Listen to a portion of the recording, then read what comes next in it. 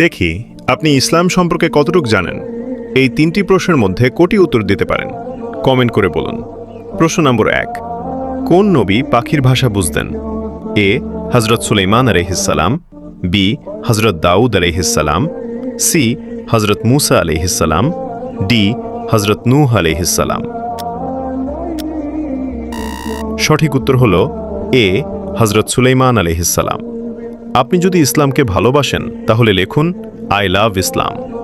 প্রশ্ন নম্বর 2, কোন নবী স্বপ্নের ব্যাখ্যা দিতেন? এ হযরত ইউসুফ আলাইহিসসালাম, বি হযরত নূহ আলাইহিসসালাম, সি হযরত দাউদ আলাইহিসসালাম, ডি হযরত ইদ্রিস আলাইহিসসালাম। সঠিক উত্তর জানার আগে ভিডিওটা শেয়ার করুন। শেয়ার করা ভালো কাজ, অন্যজনও সঠিক উত্তর জেনে যেতে পারে। আপনার জন্য সঠিক উত্তর হল এ হযরত ইউসুফ আলাইহিসসালাম।